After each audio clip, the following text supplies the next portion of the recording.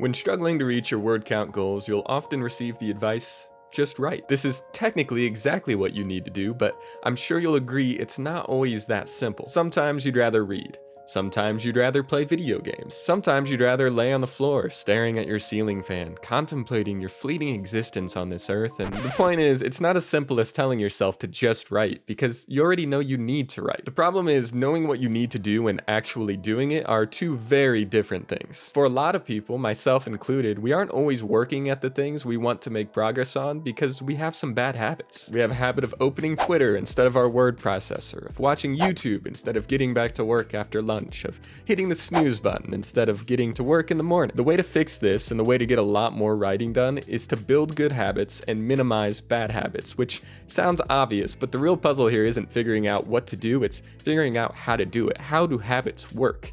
Well, I'm glad you asked, because I just read a book called Atomic Habits by James Clear, which dives into the science of habits and how we can use them to our advantage. In this video, I'll be diving into what this book taught me and how you can apply these teachings to your own life to become a more productive writer. There are three main points I want to touch on: systems over goals, building good habits, and breaking bad habits. First off, systems over goals. Whether it's a daily word count, NaNoWriMo, or the dream of being a bestseller, a lot of us have goals driving our writing. In Atomic Habits, it's suggested we shouldn't focus on goals, but systems. Why? Well, as Clear points out, winners and losers have the same goals. Now, there aren't necessarily winners and losers in writing, but there are those who find success and those who do not, even though those people often share the same goals. Everyone wants to reach their daily word count, everyone in NaNoWriMo wants to finish their novel, and everyone who wants financial stability as an author would love a bestseller. But even though these goals are often shared, the results are often different. Some succeed, and some don't. This leads to the conclusion, your goals don't determine your success. Your systems do. Your goal is what you're aiming to accomplish. Your systems are the collection of actions you're taking to reach that goal. Too often we focus on our goals instead of our systems. That's like if a basketball player spent an entire game staring at the scoreboard instead of focusing on playing the game well. So start paying close attention to how you spend your available writing time. Have you set up a system that aids your writing process or hinders it? When you look at your system and find flaws, which if you're like me, you will find many, you don't have to change everything at once. In fact, you shouldn't. As Clear points out in Atomic Habits, a 1% improvement each day leads to a 37 times improvement over the course of a year. So we're not focused on one large change. We're focused on small but consistent changes. That's where the term Atomic Habits comes from. They're atomic, tiny, but form enough of them together and they can build the foundation for something massive. The quote that really drove this mindset of systems over goals home for me was the following: "You do not rise to the level of your goals. You fall to the level of your systems." Having a goal to finish your novel by the end of the month doesn't make you an accomplished writer.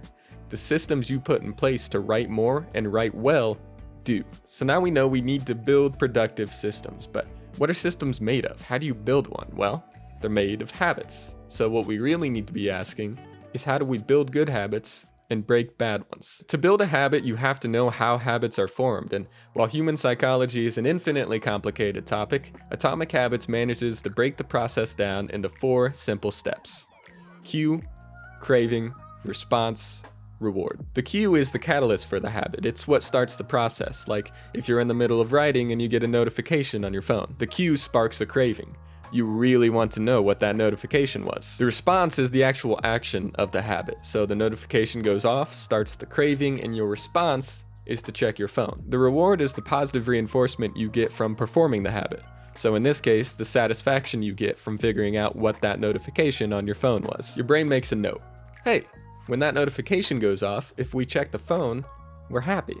It's satisfying. And since it was satisfying once, it assumes it will be satisfying again, reinforcing the process and starting the vicious cycle. Now, because you got that reward once, you'll check your notification again next time, even if you should be writing. That's how habits are formed and reinforced every single day without us having a clue that it's even happening. Now though, we know how the process works and we can use it to our advantage to break bad habits and build positive habits. To do that, Atomic Habits provides us the 4 laws of behavioral change. Make it obvious, make it attractive, make it easy, and make it satisfying. You may have noticed that there's 4 steps to forming a habit and 4 laws of behavioral change. You are so observant. I might not have noticed that. I think you should subscribe because of that. Is there a connection between these two events whatsoever? Not really. I just figure I'm probably around halfway through this video and haven't asked you to subscribe yet, so there are both 4 laws of behavioral change and 4 steps to building a habit, because each of these steps and laws coincides with one another. You make the cue obvious, the craving attractive, the response easy, and the reward satisfying. Let's walk through an example. Let's say we want to build a habit of writing first thing in the morning. You can use these same strategies for any habit, of course, but this is the hypothetical we are going to use. To build this habit, I'd start by making the cue obvious. One cue could be seeing that my word processor is open. To do that, I can set Microsoft Word as a startup application on Windows. You can do the same thing with Scrivener, Word, or whatever you use to write your stories. So now I start up my computer and boom, Microsoft Word is there. The cue to start writing is as obvious as it could be. Next, we need to make the craving attractive. Now, for a lot of people, starting on a fresh chapter, that blank canvas, not sure where to go, is,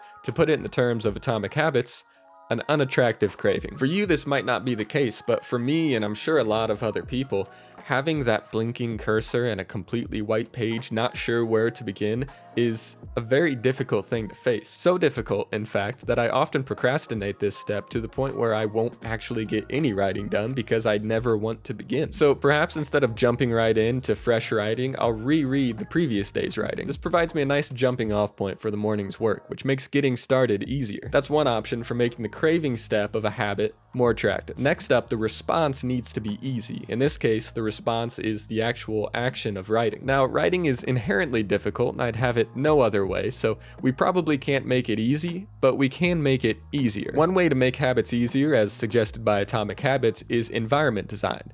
The act of making your environment more conducive to whatever habit you're trying to perform. As far as writing goes, the most important bit of environment design I can probably do is take my phone and put it elsewhere, far away from my desk where I will be trying to write. This way I make it less likely that one innocent check of social media turns into 2 hours of a complete lack of productivity. By designing my environment in a way that puts my focus where I want it to be, I can make the habit I'm trying to build easier to perform. Lastly, we need to make the reward satisfying. Our brains like to do things that are satisfying. That's why we spend countless hours building pretty things in Minecraft, tediously tracking pages read in Goodreads, organizing our bookshelves by color, then genre, then author, then date published, then these things aren't necessarily productive or unproductive. They're just satisfying, so we want to keep doing them. So if we can make the process of writing satisfying, we'll keep making progress on our stories as well. How can we make writing more satisfying? Well, we can inject a bit of what makes other things satisfying into our writing process. One thing people find almost universally satisfying is a visual indicator of your progress. Using software like Google Sheets or Notion can give you exactly this for your daily word count, pages wrote, whatever. I know there are numerous other apps that provide this service, so let me know in the comments if you have a particular favorite that you use, or let me know in the comments if you don't have a particular favorite. I just would like you to comment. I think it helps. I see other people asking for comments, so I've got to think it helps. So that's how you build a positive habit. You make the cue obvious, the craving attractive, the response easy, and the reward satisfying. But building positive habits is not the end of the road. We also need to know how to break bad habits so they don't encroach on our writing. So let's take a look at how to break bad habits. If you know how to build a good habit, which you do, we literally just talked about that. You do know how to build a good habit, right? Have you been paying any attention at all? If you know how to build good habits, then you know how to break a bad habit. You just do the opposite. Make the cue invisible, the craving unattractive, the response difficult, and the reward unsatisfying. Let's say you have a habit of laying in bed on your phone in the morning instead of getting started with your writing. You check Reddit, then Twitter, then YouTube, then Reddit, then Twitter, then YouTube, then Reddit and Twitter and YouTube. You lay there for a long time. You could have been writing. Instead, you're not. This is obviously not great for your daily word count, so let's break this bad habit. First, make the cue invisible. Instead of keeping your phone on your nightstand next to your bed, set it across the room, so by the time you get up to turn off your alarm, you're already out of bed and less tempted to lay there for hours on end browsing social media. Next, make the craving unattractive. Something as simple as a phone background that reminds you that you should be writing can go a long way in making the idea of mindlessly scrolling on your phone less attractive. After that, make the response difficult. One strategy for this would be setting time limits on social media apps you waste a lot of time on, so you have to go through extra steps if you want to continue to use them. Finally, make the reward unsatisfying. In this case, it's kind of hard to make using your phone unsatisfying because every app on there is designed to be as satisfying and as addictive as possible. The best we can do here is try to keep a mindset that values our writing over mindless scrolling. So, to summarize, we should prioritize systems over goals, because while goals are where we want to be, systems are what allow us to travel that distance. Habits are built in 4 parts: cue, craving, response, reward. To build good habits, we need to make the cue obvious, the craving attractive, the response easy, and the reward satisfying. To break bad habits, we flip these rules. Make the cue invisible, the craving unattractive, the response easy, and the reward unsatisfying. If you want to read further on this topic, I highly recommend where I got most of this information, Atomic Habits by James Clear. I hope these tips were helpful in improving your writing process. Be sure to like the video and subscribe if you want more similar content.